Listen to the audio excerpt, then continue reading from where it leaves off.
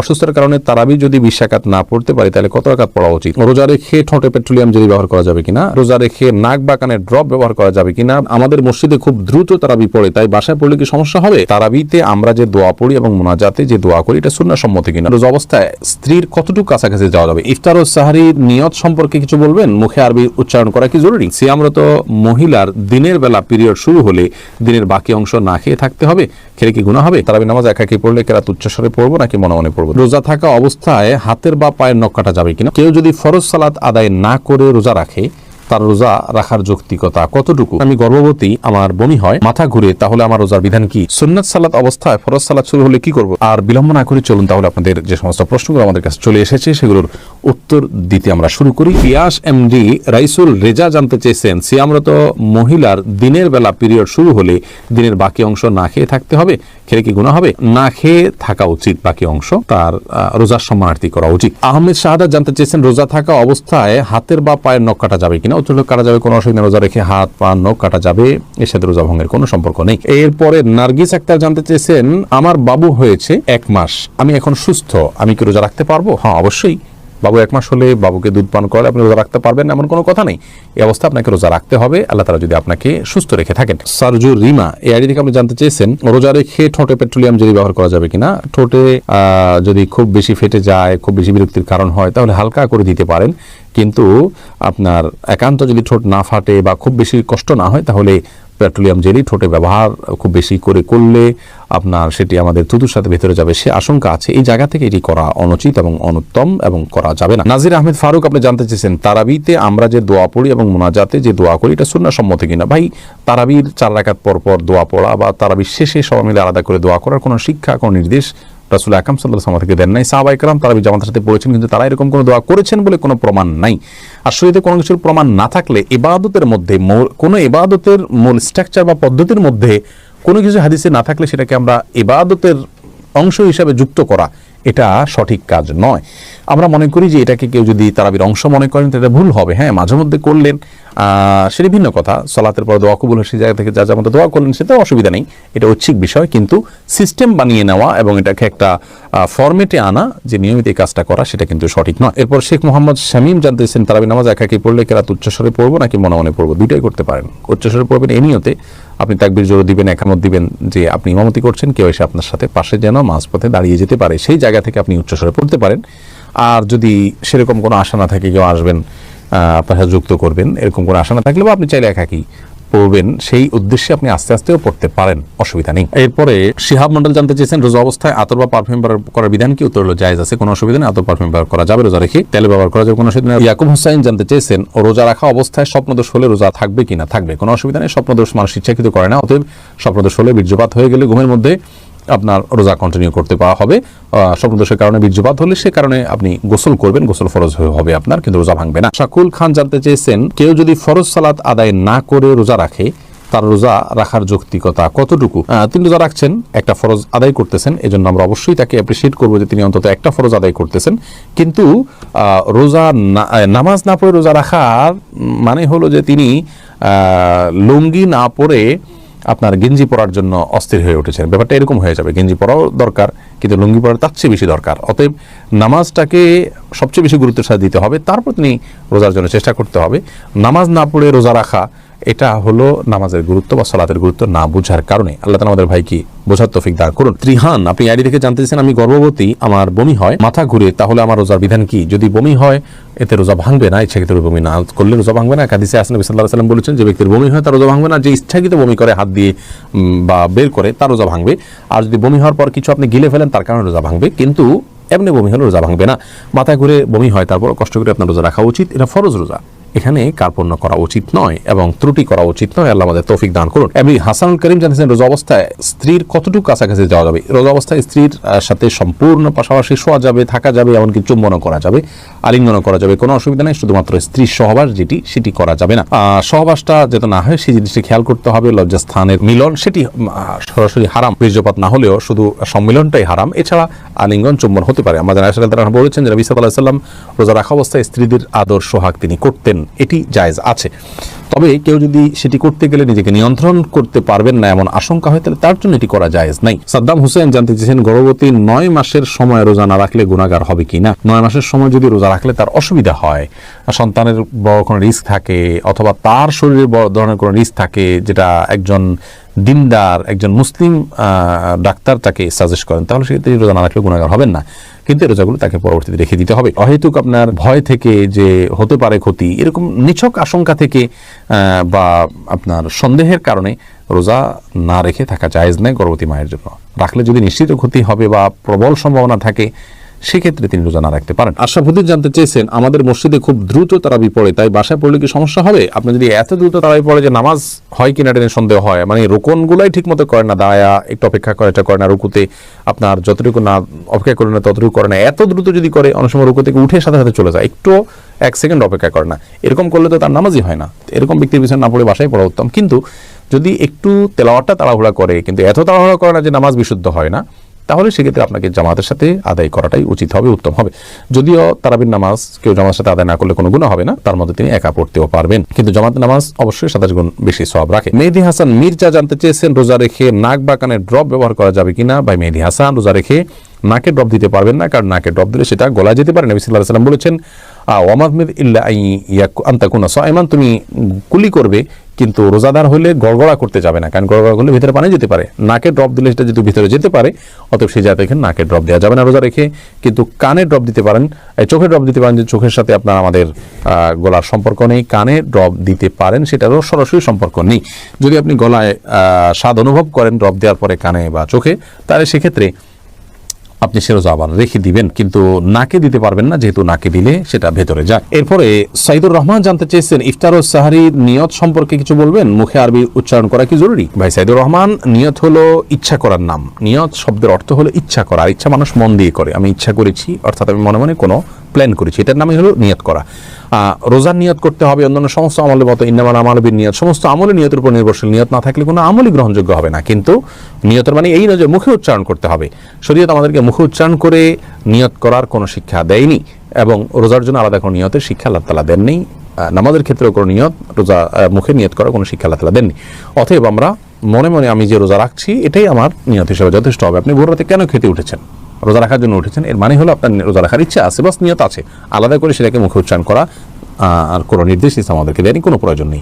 এটাকে জরুরি মনে করলে একটা দোয়া বানিয়ে নিচ্ছি আমরা, নাওয়াইতু আন আসুমা গাদান ইত্যাদি, এরকম দোয়া বানিয়ে নিলে সেটি বরং বিদআতে পর্যবেসিত হতে পারে, যদি সেটাকে আমরা সুন্নাহ মনে করি বা রোজার জন্য গুরুত্বপূর্ণ বা জরুরি মনে করি। বাবুল হোসেন জানতে চেয়েছেন, সুন্নাত সালাত অবস্থায় ফরজ সালাত শুরু হলে কি করব? সুন্নাত নামাজ নিয়ত করেছেন, ফরজ শুরু হয়েছে, তাড়াতাড়ি করে সুন্নাত শেষ করে ফরজে যোগদান দিয়ে করবেন।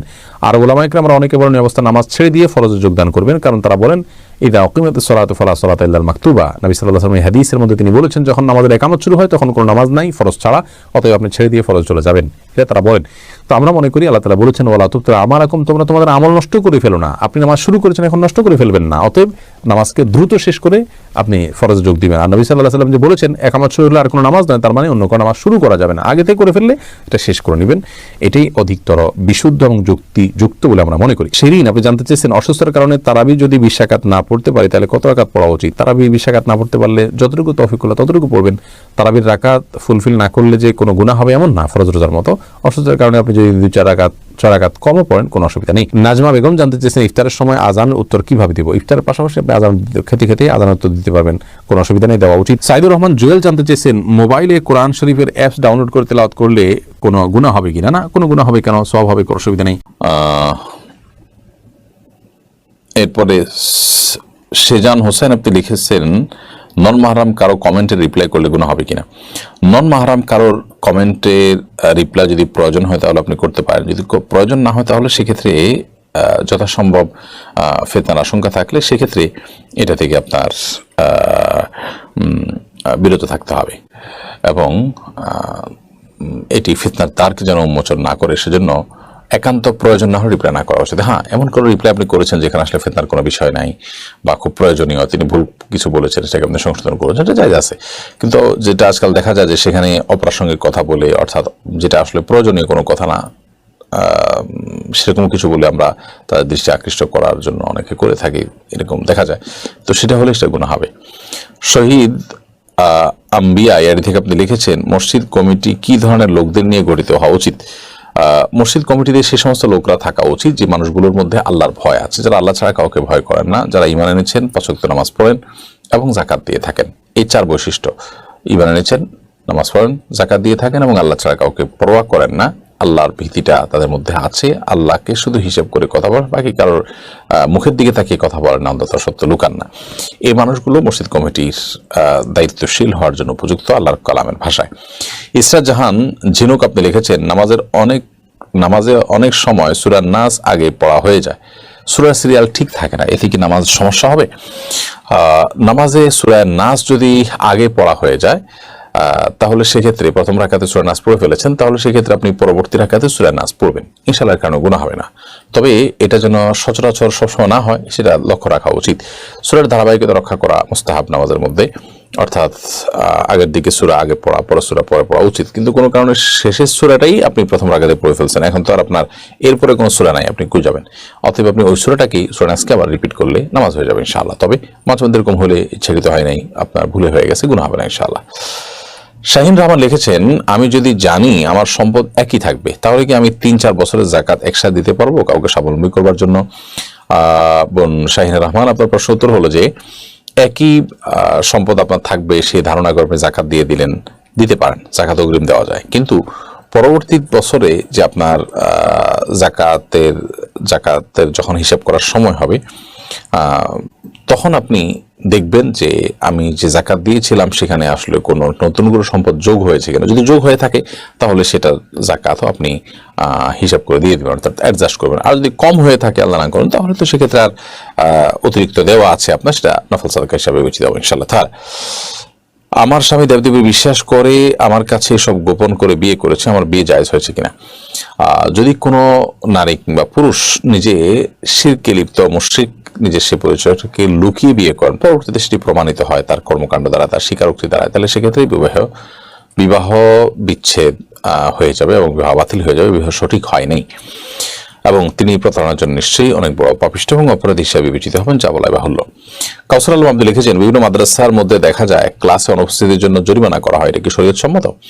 ক্লাসে অনুপস্থিত থাকার জন্য স্কুল হোক আর মাদ্রাসা হোক কোথাও আর্থিক যে জরিমানা করা হয় এটি শরীয়তের দৃষ্টিকোণ থেকে জায়েজ নেই। অর্থদণ্ড করা এটা বর্তমান সমাজে ব্যাপকভাবে প্রতিষ্ঠিত পরিচিত হলেও ইসলাম শরীয়ত এটাকে জায়েজ বলে না। এখন আপনি বলবেন যে অর্থদণ্ড না করলে অনেক অপরাধ দমন করা সম্ভব নয়, তাহলে সেক্ষেত্রে এটার জন্য অন্য কোনো ওয়ে হতে পারে। যেমন এভাবে হতে পারে যে কোনো ছাত্র ক্লাস অনুপস্থিত হলে নির্দিষ্ট সময় এতদিন বা এই নিয়মে, তাহলে সেক্ষেত্রে তার ভর্তি বাতিল হয়ে যাবে। নতুন করে ভর্তি হতে যে অর্থদণ্ড করবেন আপনি, সেটা ভর্তি ফি হিসাবে নেবেন, 200 টাকা দিয়ে নতুন করে ভর্তি হতে হবে। তো এরকম কোনো প্রক্রিয়া থাকলে সেটি জায়েজ হবে ইনশাআল্লাহ তাআলা। এরপরে ফারুক এনডিএস এআইডি থেকে আপনি ইউটিউব চ্যানেলে প্রশ্ন করেছেন, কোনো কারণে ফজরের নামাজ সকাল 10টায় পড়লে তেলাওয়াত আস্তে পড়বো নাকি জোরে পড়বো? ফজর যখন কাজা হয়ে গেছে, ফজর যেহেতু উচ্চস্বরে কেরাত ছিল, এটা যখন কাজা করবেন তখন আপনার স্বাধীনতা থাকবে, আপনি চাইলে উচ্চস্বরে পড়তে পারেন, কেরাত উচ্চস্বরে দিয়ে কাজা করতে পারেন, আর চাইলে নীরবে পড়তে পারেন। জান্নাতুল ফেরদৌস মৌ লিখেছেন, যে মেয়ের বাবা মেয়ের খোঁজ খবর নেয় না, ভাই নেই, মামা চাচারাও অভিভাবক হিসাবে দায়িত্ব পালন করে না, এই মেয়ের বিয়ের ক্ষেত্রে অভিভাবক কে হবে? দেখতে হবে যে তার আর কে আছে। যেমন দাদা যদি থাকেন তাহলে দাদা অভিভাবক হবেন,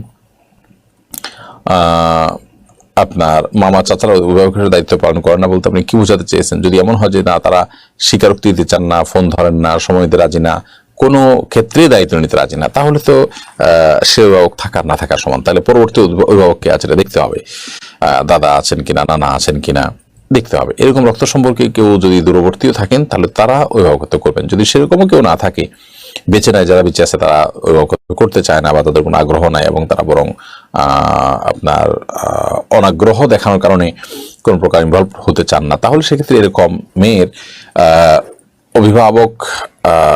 অভিভাবকত্ব করবেন স্থানীয় কোনো গণ্যমান্য ব্যক্তি, কোনো মসজিদের ইমাম, এরকম ব্যক্তি হয়ে তাকে বিবাহ দেওয়ার উদ্যোগ নেবেন। জান্নাতুল ফেরদৌস আপনি লিখেছেন, লাইভটি প্রায় 60 পর্ব থেকে দেখছি, এখন পর্যন্ত একটি বাদ পড়েনি, আলহামদুলিল্লাহ অনেক কিছু শিখতে পেরেছি, আল্লাহ আপনাকে নেক হায়াত দান করুন। ভাই বোন জান্নাতুল ফেরদৌস, আল্লাহ আপনাকেও নেক হায়াত দান করুন, আমরা দোয়া করি। আর আপনি অনেকগুলো পর্ব দেখছেন, প্রায় 150 শতাধিক পর্ব দেখছেন, এটি জেনে আমাদের খুব ভালো লাগলো। জাযাকুমুল্লাহ খাইর। আল্লাহ আমাদের সবাইকে হেদায়েতের উপর রাখুন। সালমান ফার্সি লিখেছেন, আসুন্নাহ ফাউন্ডেশনের সদস্য হব কিভাবে? আসুন্নাহ ফাউন্ডেশনের সদস্য হওয়ার জন্য আসুন্নাহ ফাউন্ডেশনের যে ওয়েবসাইট আছে, সেই ওয়েবসাইটে গিয়ে আপনি সদস্য হতে পারবেন। www.asunnahfoundation.org এটা লিখে আপনি যদি সার্চ করেন গুগলে, তাহলে সেক্ষেত্রে আমাদের ওয়েবসাইট চলে আসবে। সেখানে সদস্য হওয়ার নিয়ম একদম ফ্রন্ট পেজে আপনি দেখতে পাবেন, সেখানে ক্লিক করে সদস্য হতে পারেন। এছাড়া আমাদের এই পেজে যেখানে লাইভটি দেখতে পাচ্ছেন, আমাদের এই পেজে আমাদের ফাউন্ডেশনের যে পেজ আছে, ভেরিফাইড পেজ, আমাদের ইউটিউব চ্যানেল, সব জায়গায় আমাদের অফিসের নাম্বার আছে। এই নাম্বারে আপনি অফিস টাইমে ফোন করেও সদস্য হতে পারেন ইনশাআল্লাহ তাআলা। রোমানা আক্তার খান আপনি লিখেছেন, আমারও আমার পরিবারের জন্য দোয়া করবেন। অবশ্যই আল্লাহ তাআলা আপনাদের প্রতি রহম করুন, আমরাও দোয়া চাই। আমাদের সমাজে দর্শক শ্রোতা মণ্ডলী সবার জন্য দোয়া করে আল্লাহ তাআলা সবাইকে কল্যাণ পথে রাখুন, সুস্থ রাখুন, নিরাপদে রাখুন, ভালো রাখুন। আব্দুর রাজাক এইচটি এর দিকে আপনি লিখেছেন, ফরজ নামাজের আজানের পরে মাইকে বা হ্যান্ড মাইকে নামাজে আসার জন্য আবার ডাকাডাকি করা যাবে কিনা জানলে খুশি হতাম। না, পুরোনো ডাকাডাকি করা যাবে না, কারণ প্রথম যে আপনি আজান দিয়েছেন এটাই ডাক।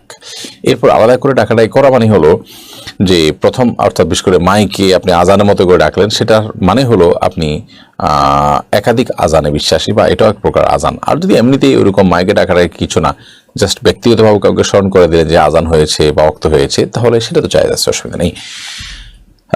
এরপরে নাজিফা তাসনিম আপনি লিখেছেন, ঘুমানোর আগে যে দোয়া পড়ি মুখ না নাড়িয়ে মনে মনে পড়া যাবে কিনা? যে কোনো দোয়া বা তেলাওয়াত যেগুলো পাঠ করার নির্দেশ এসেছে, সেগুলোতে মুখ নাড়তে হবে, জিহ্বা নাড়তে হবে। মনে মনে পড়লে সেটি পড়া হয়েছে বলে বিবেচিত হবে না। রেজাউল করিম মাহমুদ লিখেছেন, ওয়াশরুমে কি মোবাইল নিয়ে যাওয়া যাবে? দেখুন, ওয়াশরুমে যত অল্প সময় নিজের কাজ সেরে চলে আসা যায় ততই ভালো, অতএব মোবাইল নিয়ে না যাওয়া উচিত। মোবাইলের সাথে আমাদের সম্পর্কটা এত গভীর হয়ে গেছে আজকাল যে আমরা মোবাইল ছাড়া ওয়াশরুমে যেতে পর্যন্ত পাই না। তো মোবাইল নিয়ে ওয়াশরুমে গেলে, অনেক ডাক্তারের সাথে আমার আলাপ আলোচনা হয়েছে, তারা অনেকে আছে কমোডে বসে লম্বা সময় ব্যয় করেন, এবং এটি অনেক কোলোরেক্টাল আপনার রিলেটেড অনেক রোগের কারণ হয়। তো স্বাস্থ্যের জন্য এটি ভালো না। তাছাড়া সেখানে একটা নাপাক জায়গা লম্বা সময় বসে থাকা এবং সেখানে বাল্টি করা, উন্নত অনেক দেশে পেপার পত্রিকা পড়ে মানুষ নানান কাজকাম করে, এগুলো কোনোটাই ইসলাম শরীয়তের দৃষ্টিতে কোনো প্রশংসনীয় কাজ না, নোংরা কাজ। যথাসময় এটা থেকে বিরত থাকা উচিত। শামসুল হক লিখেছেন, আপনার মতো বিজ্ঞ আলেমরা মাহফিল বিমুখ হওয়ার কারণে এক ধরনের শূন্যতা সৃষ্টি হচ্ছে, আপনাকে আবার মাহফিলে ফিরে আসা আহ্বান জানাচ্ছি। ভাই শামসুল হক, আমরা এই বছর মাহফিল করব না, এটা আমরা আগে ঘোষণা দিয়েছি। আর এটাও এক রকমের পরীক্ষামূলক যে আমরা মাহফিল না করে ভিন্ন কোনোভাবে দাওয়াতি কাজ করতে পারি কিনা। তো আলহামদুলিল্লাহ সেটি আমরা করছি। তবে আগামী বছর আমরা মাহফিল করতে আবার নতুন করে আমরা ভাববো কিনা সেটা নিয়ে আলাপ আলোচনা ইতিমধ্যে আমাদের মধ্যে হচ্ছে। আমরা যদি পরামর্শ করে ভালো মনে করি, ইনশাআল্লাহ বিদিনা পরামর্শের সিদ্ধান্ত হলে আমরা আগামী বছর খুবই সীমিত পরিসরে মাহফিল করতেও পারি, যদি আল্লাহ তাআলা তৌফিক দান করেন। এরপরে শাহরিয়া জামাল আপনি লিখেছেন, আমি কিভাবে আল্লাহর পথে ফিরে আসবো? আল্লাহর পথে ফিরে আসার জন্য আপনি সমস্ত পাপাচার গুনহার কাজ ছেড়ে দিয়ে আল্লাহ সমস্ত নির্দেশগুলোকে মেনে মেনে চলার চেষ্টা করুন, কোরআন হাদিস জেনে সে অনুযায়ী আমল করার চেষ্টা করুন, এটাই আল্লাহর পথে ফিরে আসা। আশরা হুমায়রা আপনি লিখেছেন, কোনো বাচ্চা যদি ডায়পার পরা থাকে, আমি বুঝতে পারি তার পেশাব বা টয়লেট হয়েছে, আমার ওযু থাকা অবস্থায় সে যদি আমার কোলে থাকে, তাহলে ওযু ভেঙে যাবে? না, ওযু ভাঙবে না, কারণ আপনার শরীরে কোনো নাপাক লাগছে না। এমনকি নাপাক যদি লাগেও, লিক হয়ে শরীরে লাগলো, কাপড়ে লাগলো, তাহলে সেক্ষেত্রে আপনার ওযু ভাঙবে না। তবে যে জায়গায় লেগেছে ওই জায়গাটা ধুয়ে ফেলতে হবে। আর যদি না লাগে, ডায়পারের ভিতরে থাকে, তাহলে সেক্ষেত্রে ওযুও ভাঙবে না, কাপড় জন্য নাপাক হবে না, কারণ ওযু তো আপনার শরীর থেকে নাপাক বের হলে ভাঙবে, বাচ্চার শরীর থেকে নাপাক বের হলে আপনার ওযু ভাঙবে না। আর নাপাক যদি আপনার শরীরে না লাগে, তাহলে সেক্ষেত্রে শরীর বা কাপড় নাপাক হওয়ার প্রশ্ন নেই। রাফিন আহমেদ লিখেছেন, আজানের সময় কি বাথরুম করা যাবে? আজান চলছে এই সময়টাতে আপনি ওয়াশরুমে যেতে পারেন, কোনো অসুবিধা নেই। এরকম করে নিষেধাজ্ঞা নেই যে আজান চলছে ওই টাইমে আপনি ওয়াশরুম টয়লেটে যেতে পারবেন না। অম্মি হাইওয়া সোনিয়া আপনি লিখেছেন, আমার প্রেগনেন্সির 11 সপ্তাহ পর অ্যাবর্শন করা হয়, এই অবস্থায় কি আমার নামাজ পড়তে হবে? 11 সপ্তাহ পর যদি আপনার অসুস্থতার কারণে বাচ্চা অ্যাবর্শন করতে হয়, ডিএনসি করতে হয়, তাহলে সেক্ষেত্রে ব্রিডিং হলে আপনি নেফাসের মতো সন্তান প্রসব পরবর্তী যে ব্রিডিং, সেটার মতো করে সর্বোচ্চ 40 দিন পর্যন্ত আপনি নামাজ পড়বেন না। আর যদি এরপরে ব্রিডিং হয়, তাহলে তখন নামাজ পড়বেন। আর যদি 40-এর নিচে থেমে যায় ব্রিডিং, তাহলে যে কদিন ব্রিডিং হয় নামাজ পড়বেন না, বাকি দিনগুলোতে আপনি নামাজ পড়বেন। এরপরে মাহমুদ আল হাজি এর দিকে আপনি লিখেছেন, আমি একদিন ভুল করে তাড়াহুড়োয় বাসের ভাড়া না দিয়ে বাস থেকে নেমে পড়েছি। এখন এক্ষেত্রে কিভাবে বাসের দায়িত্বশীল লোকজন হক আদায় করবো? বাস কোম্পানি যদি নাম জানা থাকে তাহলে সেই কোম্পানির টিকিট কেটে আপনি ছেড়ে ফেলে দিন, টাকাটা তাদের ওখানে ঢুকে গেল, সেটি একটা প্রক্রিয়া হতে পারে। আর যদি সেরকম কোনো কোম্পানির বাস না হয় তাহলে সেক্ষেত্রে খুঁজে বাসটাকে সম্ভব হলে খুঁজে বের করে সেখানে তাদের টাকাটা পরিশোধ করবেন। যদি সেটাও সম্ভাবনা না থাকে তাহলে তাদের তরফ থেকে দান সাদকা করে দেবেন ইনশাআল্লাহ তাআলা গরিব দুঃখী, এবং তাদের পক্ষ থেকেই সেই দেনা পরিশোধ হয়ে যাবে। আপনার পক্ষ থেকে সে দেনা তাদের জন্য পরিশোধ হয়ে যাবে ইনশাআল্লাহ। জান্নাতুল জাহিদ আপনি লিখেছেন, অসুস্থ মাকে ছেলে কি প্যাম্পাস পড়াতে পারবে? আল্লাহ মাফ করুন, যদি এরকম কোনো পরিস্থিতি হয়, মা অনেক বৃদ্ধা হয়ে গেছেন, অন্য কোনো মানুষ নেই, তাহলে সেক্ষেত্রে ছেলে সন্তান এটি করতে পারবে যদি কোনো বিকল্প না থাকে। আর অবশ্যই চেষ্টা করা উচিত বিকল্প দেখে বের করার, যে কোনো নারীকে সেবিকা হিসাবে নিয়োগ দেওয়ার বা তাদের মাধ্যমে করানোর এই চেষ্টা থাকা উচিত। কিন্তু কেউ না থাকলে, সেরকম কোনো সুযোগ না থাকলে সন্তান করলে গুনাহ হবে না।